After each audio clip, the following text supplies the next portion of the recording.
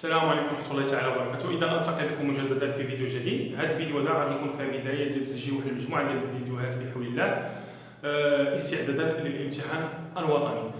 صراحه كان خاصني نبدا بواحد الفيديو اللي كان سبق لي وعدتكم به، اللي هو كان غيكون كتكمله ديال واحد الفيديو سابق كان سبق لي نشرته سلفا، واللي شرت من خلاله الاقتداء بواحد التقنيه كنستعملوها في احدى الطريقتين اللي قلت بانها غتكون هي الطريقه البسيطه والسلسه في تحديد صيغه الداله العكسيه.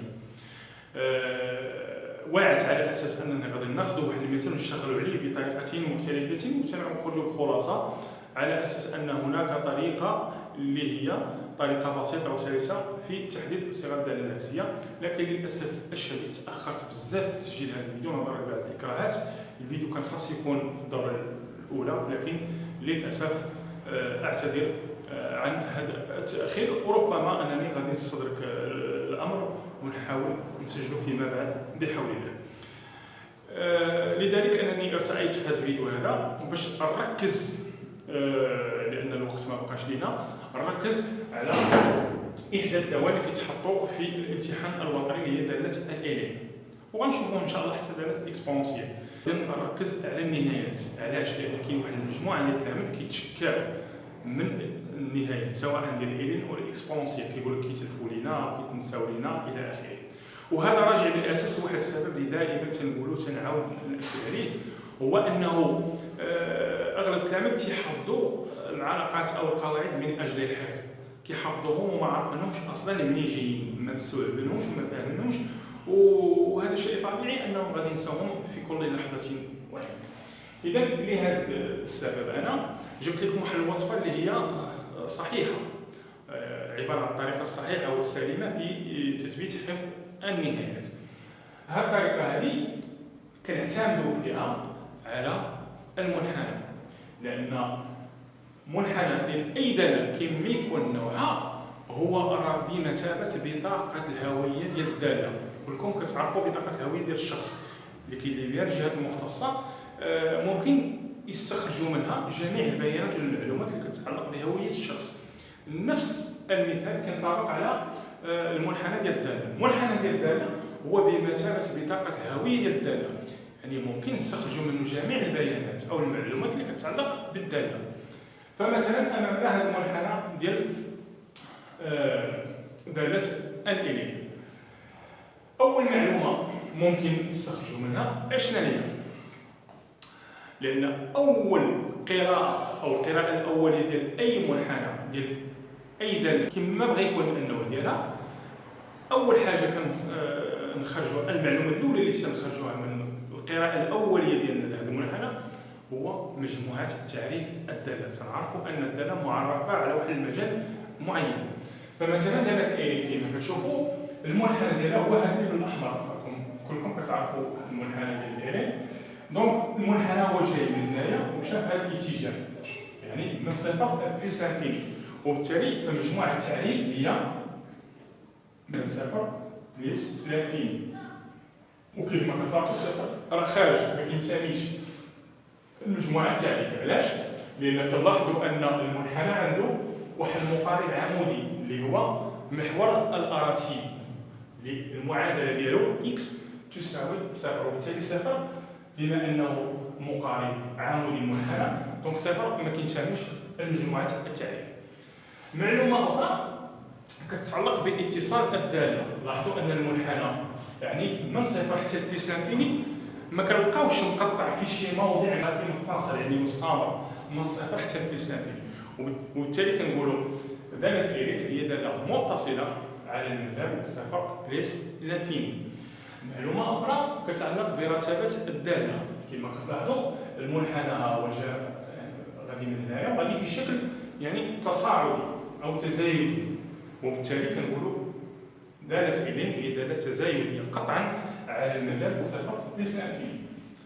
معلومه اخرى تلاحظوا بان المنحنى كيتقاطع مع محور افاصيل في واحد النقطه اللي الاورثو ديالها واحد، وحنا تنعرفوا اي نقطه كتنتمي لمحور افاصيل الاورثو ديالها كيكون منعدم، والعكس اي نقطه كتنتمي لمحور الاراتيب الاورثو ديالها كيكون منعدم. اذا هنا ممكن نقولوا الالين ندير واحد كيساوي صفر.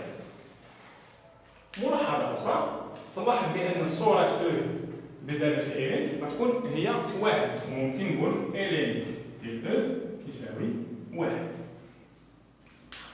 معلومة أخرى، تلاحظوا أن في المجال صفر واحد فيما يخص الوضع النسبي ديال المنحنى مع محور الأفاصيل، في المجال صفر واحد كنلاحظوا أن المنحنى ديال دالة إيرين جا تحت محور الأفاصيل، وبالتالي مهما يكون إكس من المجال صفر واحد الإيرين دي إكس غتكون دائما سالبة، يعني جات تحت محور الأفاصيل. وبالتالي غنقول مهما يكون إكس من المجال صفر واحد إيرين دي إكس غتكون دائما سالبة. ومن المجال واحد للانفيني تغير الوضع النسبي ديال المنحنى ديال دالة إيرين ومحور الأفاصيل، ولا المنحنى فوق محور الأفاصيل، وبالتالي مهما يكون إكس من واحد للانفيني دونك إيرين دي إكس غتكون موجبة. غنقول مهما يكون إكس من المجال واحد للانفيني دونك إيرين دي إكس غتكون دائما موجبة. ممكن نلخص هذا الشيء في واحد الجدول، هنا إكس صفر للانفيني كتنعدم في واحد، دونك زيرو غير معرف، ان دي اكس هنا موجبة وهنا سالبة بكل بساطة. معلومة أخرى، كنلاحظ أن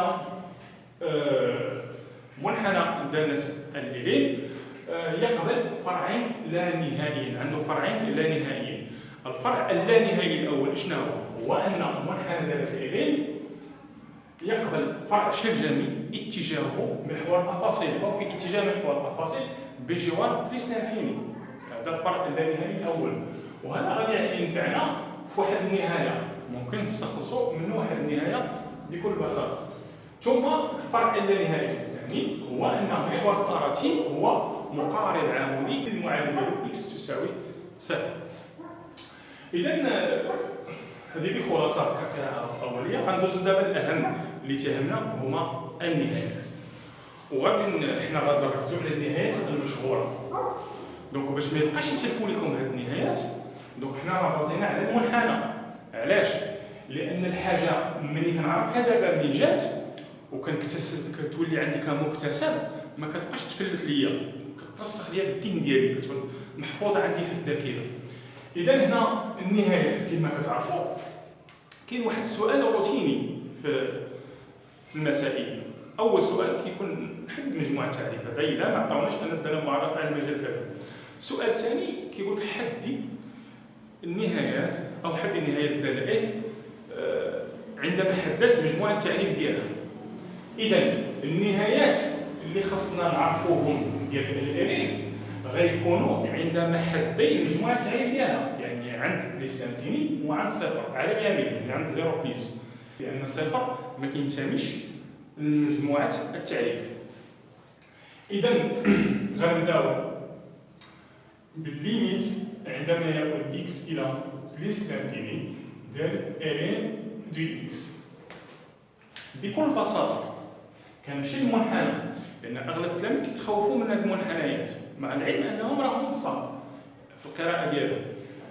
كنمشي دابا للمنحنى وكنقول عندما يؤول إكس بليس لانفيني، بمعنى أن إكس ملي كياخذ قيم كبار عن جهة بليس لانفيني، يعني غادي كيمشي بليس لانفيني، دونك إكس ملي كياخذ قيم غادي كبار، دونك إكس غادي بليس لانفيني، دونك إيرين دي إكس أو النهاية ديال إيرين دي إكس فين كتكون؟ لأن النهايات كنسقطوهم على محور الأراتين، دونك كل ما إكس كبار يعني غادي بليس لانفيني، كل ما لا ليميت أو إيرين دي إكس حتى هي غادي بليس لانفيني، وبالتالي كنقولوا النهاية ديال إيرين دي إكس عندما يكون بليس لانفيني هي بليس لانفيني بكل بساطة. النهاية الثانية المشهورة ليميت عندما يؤول إكس إلى بليس لانفيني ديال إيرين دي إكس على إكس شحال كتساوي. هنا إلا درنا التعويض المباشر كنلقاو بليس لانفيني على بليس لانفيني شكل غير محدد. هذاك الشيء هما علاش جاو عطاونا هاد القواعد ديال النهايات. إلا تذكرتوا حنا جبدنا واحد المعلومة وقلنا المنحنى ديال الإيرين يقبل الفرع الشلجمي اتجاهه محور الأفاصيل بجوار بليس لانفيني. وهذا الأمر هذا عنده علاقة بالفروع اللانهائية، يعني هي تأويلات هندسية ديال واحد النهايات كنحسبوهم. في هذه الحالة هذه اشنا هو التأويل الهندسي ديال واحد النهاية؟ لأن ملي قلنا منحنى ديال يقبل الفرع الشلجمي اتجاه محور الأفاصيل، راه التأويل الهندسي ديال واحد النهاية عندنا كنعرفوها. اشنا هي هذه النهاية؟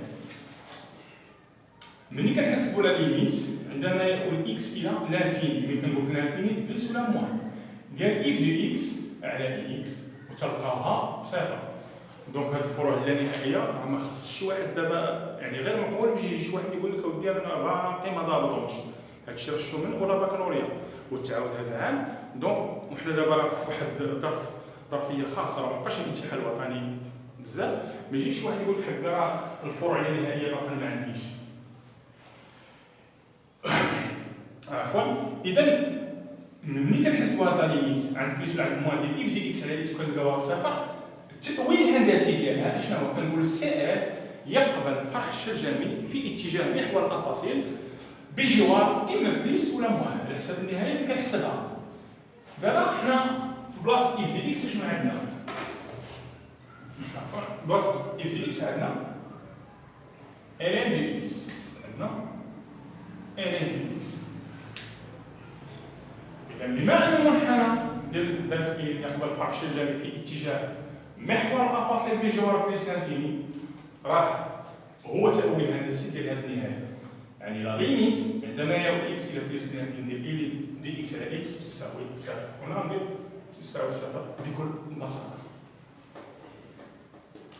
النهاية أخرى ليميت عندما يؤول اكس إلى بليس لانفيني ln دو اكس على اكس أس ان، كيكون الأس هايا في المقام عندي اكس أس ان، بحيث ان عدد صحيح طبيعي غير منعدم. ان ينتمي إلى ان إطوال. إذا هذه النهاية شنو تساوي؟ حتى هي صفر بكل بساطة. إذا كانت عندي ln دو اكس على اكس وعندي الأس عدد صحيح طبيعي غير منعدم، راه نقول بأن هذه النهاية عندما يؤول اكس إلى بليس لانفيني هي صفر بكل بساطة. نهاية أخرى، دابا عندما يكون عندي ليميت عندما يؤول اكس إلى بليس لانفيني ديال ln دو اكس على اكس أس ار، وانتبهوا دابا ممكن نصادفوا هنا يكون عندنا الأس ماشي عدد صحيح طبيعي غير منعدم، يقدر يكون عدد جذري موجب غير منعدم، يعني ار ينتمي إلى المجموعة كيو بلس إطوال. هذه النهاية حتى هي كتساوي صفر، ولكن هنايا اتونسيون انتبهوا، هنايا انتباه، هذه الخاصية هذه راه عند التلاميذ ديال العلوم الرياضية راهم كيطبقوها مباشرة، ولكن بالنسبة للعلوم التجريبية ما يمكنش ليا نطبقها مباشرة. هنايا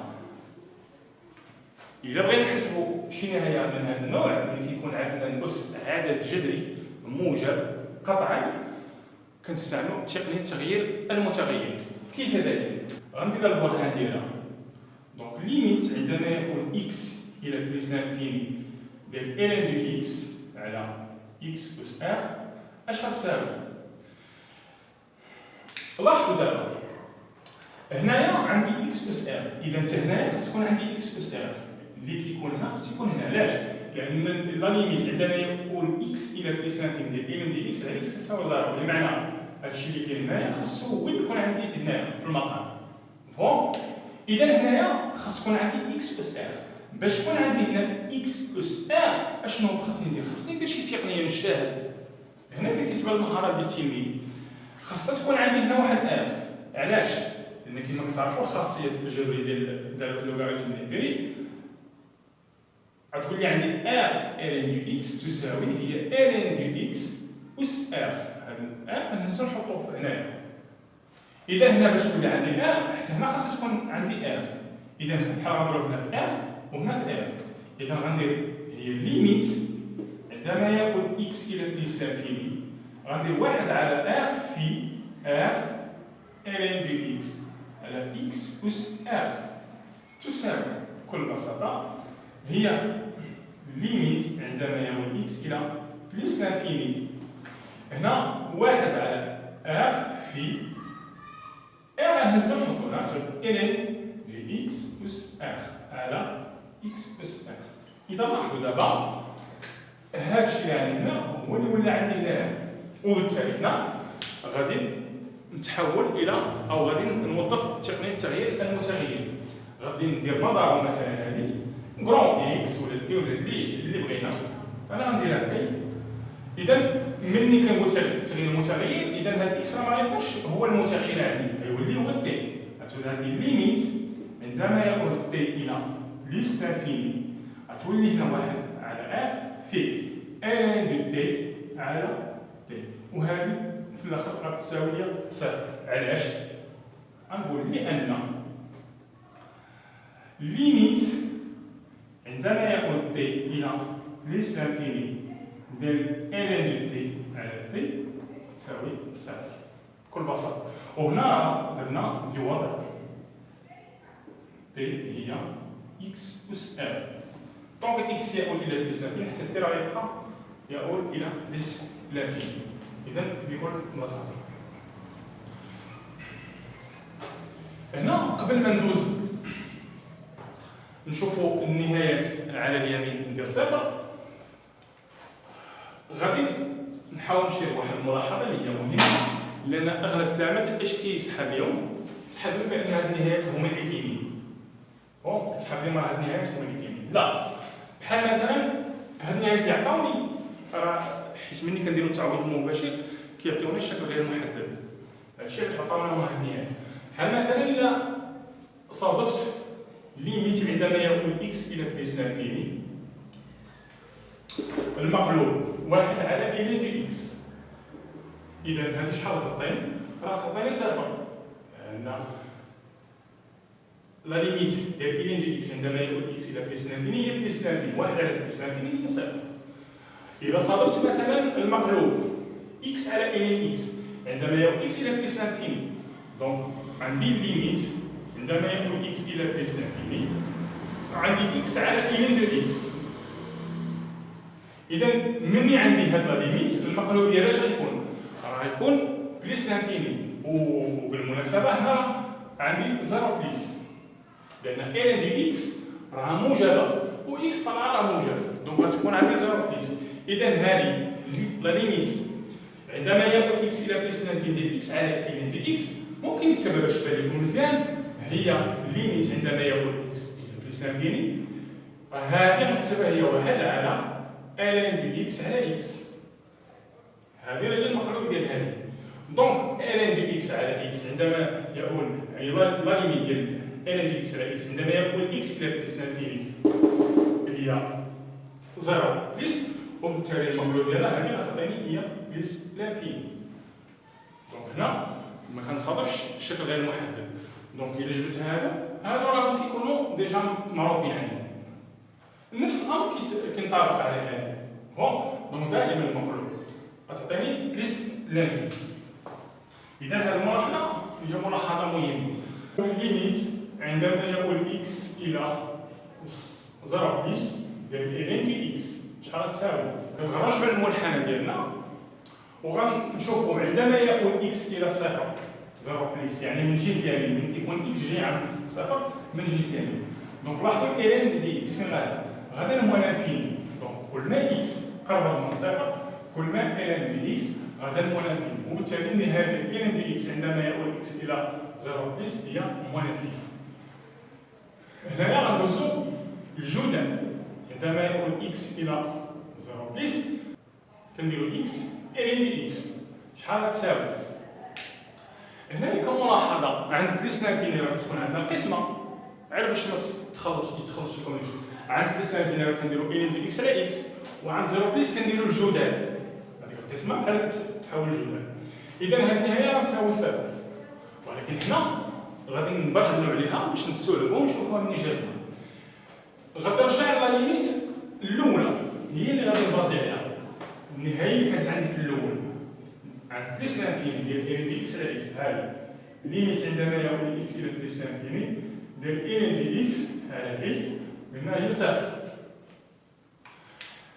من هذه غادي نجبد هذه النهايات.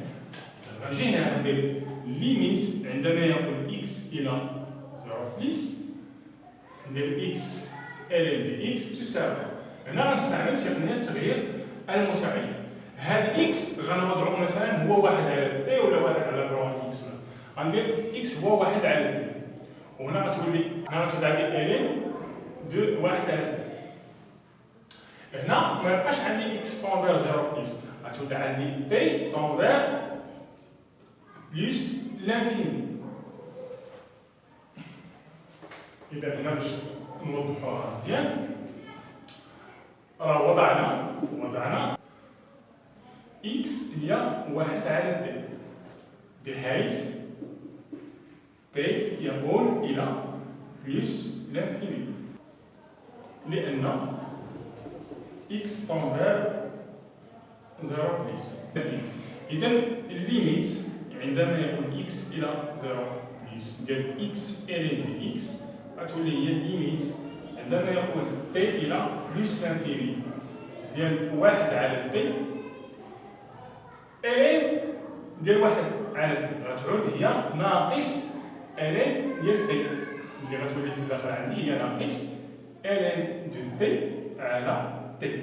وهذه طبعا إلين أو لا ليميت ديال إلين دو تي على تي عندما يؤول تي إلى بلس لانفيني هي صفر، ناقصها غتبقى هي صفر، لأن ليميت عندما يؤول تي إلى بلس لانفيني ديال إلين دو تي على تي هي صفر. وبالتالي دونك غنقول ليميت عندما يؤول إكس إلى 0 بلس ديال إكس إلين دو إكس هي صفر. هنا واحد ملاحظة، واش 0 موان ولا 0 بليس؟ هنا غادي نوقفوا واحد الوقفة ونحاولوا نشرحوا هاد الملاحظة، راه مهمة جدا. حنا في الغالب كنقولوا راه كتساوي صفر، ولكن كاين بعض الحالات إلا طحتي في شي نهاية كتحسب فيها وحصلتي جا عندك هذا في المقام، يعني ولات عندك إكس في إلين دو إكس كاينة في المقام، غتقول راه هي زيرو عندما يكون إكس إلى 0 بليس، غديرها هي زيرو، ولكن صفر في المقام راه شكل غير محدد في النهايات. خاصني نعرف الإشارة ديال هذاك الصفر، واش 0 بليس ولا 0 موان، باش نعرف باش ندير المقلوب ديالو، واش نخرج في بليس لانفيني ولا موان لانفيني. إذا هنايا كيبان لي الأمر يعني راه واضح. غادي نحاولوا نشرحوا هاد الملاحظة راه مهمة بزاف.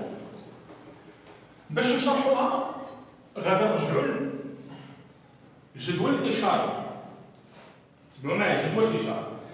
عند ليميت عند 0 بليس كتعطينا صفر، يعني على اليمين ديال 0. إلين دو إكس كي دايرة؟ إلين دو إكس راه سالبة على اليمين ديال صفر، و إكس راه هي الموجب، إذا غتكون 0 موان على اليمين ديال 0. دونك لا ليميت عندما يكون إكس إلى 0 بليس ديال إكس إلين دو إكس كتعطيني 0 موان، باش إلا كانت عندي في المقام خاصني ندير 0 موان. متفقين؟ كاين ملاحظة أخرى، ليميت عندما يكون إكس إلى مثلا كانت عندي 1 على اليسار ديال إكس إلين دو إكس شحال غتساوي؟ ولا ليميت عندما يكون إكس إلى 1 على اليمين في إكس إلين دو إكس هي شحال غتساوي؟ على اليسار ديال 1 كي دايره الإشارة ديال إلين دو إكس سالبة، حيت ملي غندير التعويض هنا غتعطيني 1 في إلين ديال 1، إلين ديال 1 هو صفر، في 1 هي صفر. واش وكانت عندي في المقام واش غندير صفر؟ لا، خاص نعرف واش 0 موان ولا 0 بليس. إذا هنا خاصني نرجع للإشارة ديال إلين دو إكس على اليسار ديال 1، كي دايره الإشارة ديال إلين دو إكس سالبة، إكس راه طبعا موجب، إذا غندير هنايا 0 موان على اليمين ديال 1.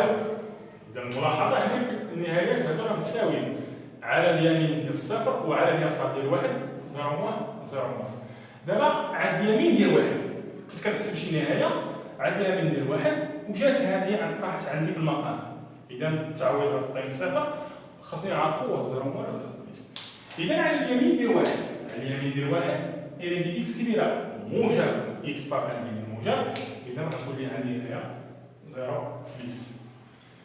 اذا هذه الملاحظه راه مهمه بزاف.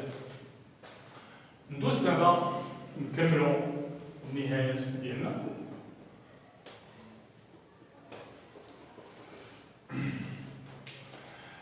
دابا ندوزو لا ليميت عندما يؤول اكس الى 0 بليس، وكان عندي هنا الاس عدد صح طبيعي غير منعدم ان دو اكس غتبقى هي صفر. نفس الامر عندما يؤول اكس الى 0 بليس ديال اكس اس ار ان دو اكس كتساوي صفر، ولكن هنا عاوتاني انتبه، هنا هذه راه ميمكنش ليا نطبقها مباشره. الا طاحت لي شي نهايه على هذا الشكل خاصني تقنيه تغيير المتغير، ما نمشيش نطبقها مباشره، ماشي الحال هذه. غنحاول نبرهنوا عليها حتى هي بنفس الطريقه كيدير ليا بلا ما ندخل سميتو نعاود نضيع الوقت. باش تبرهنوا عليها ترجعوا للطريقه اللي شفنا في الاول ديال ان دي اكس على اكس اس ار، راه نفس الطريقه. حتى هنا خاص يكون عندي الاس، يكون عندي اس هنا ار اكس اس ار. باش يكون عندي هنا الاس ار خاصني نضرب هنا في ار، وباش نضرب هنا في ار خاصني ندير عاوتاني واحد على ار. غندير واحد على ار في اكس اس ار في ار، ونهز هاد ار نحطها على ار، وبالتالي ندير تقنيه تغيير المتغير. ندير هاد اكس اس ار هي بي ولا غران اكس، وكنحدد النهايه ديالي وندير التعليل بكل بساطه. اذا الامر واضح.